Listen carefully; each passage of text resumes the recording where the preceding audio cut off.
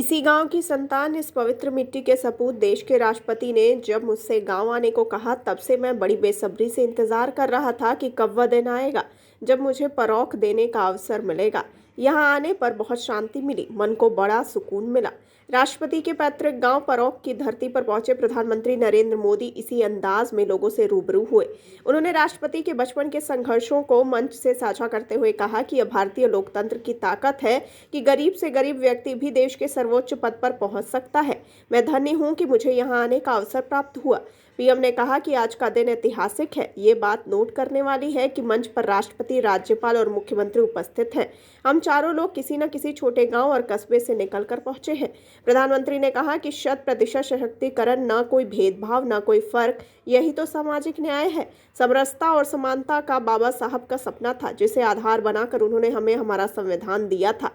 बाबा साहब का वह सपना आज पूरा हो रहा है। देश उस दिशा में आगे बढ़ रहा है। यहां इस मंच पर आदरणीय राष्ट्रपति जी, यूपी की राज्यपाल आनंदीबेन पटेल और मुख्यमंत्री योगी आदित्यनाथ जी उपस्थित हैं। मुझे भी अपने आप सब देशवासियों ने देश की सेवा के लिए इतना बड़ा दायित्व सौंपा है। हम चारों लोग किसी न किसी छोटे गांव या कस्बे से निकलकर यहां तक पहुंचे हैं। मेरा जन्म भी गुजरात के एक छोटे से कस्बे में हुआ था।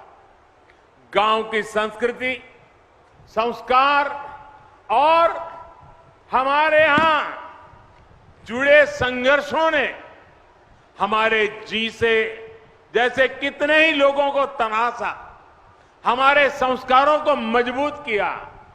यही हमारे लोकतंत्र की ताकत है।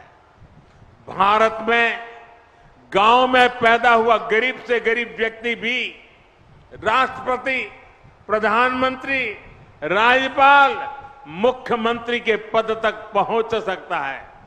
लेकिन भाइयों और बहनों, आज जब हम लोकतंत्र की इस ताकत की चर्चा कर रहे हैं, तो हमें इसके सामने खड़ी परिवारवाद जैसी चुनौतियों से भी सावधान रहने की जरूरत है।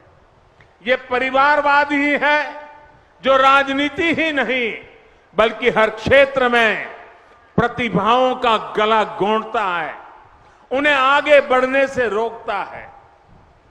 वैसे साथियों, मैं जब परिवारवाद के खिलाफ बात करता हूं तो कुछ लोगों को लगता है कि ये राजनीतिक बयान है। मैं किसी राजनीतिक दल के खिलाफ बात कर रहा हूं, वैसा प्रचार होता है। मैं देख रहा हूं कि जो लोग परिवारवाद की मेरी व्याख्या में सही बैठते हैं, वो मुझसे भड़के हुए हैं, गुस्से में हैं। देश के कोने कोने में ये परिवारवादी मेरे खिलाफ अब एकजुट हो रहे हैं।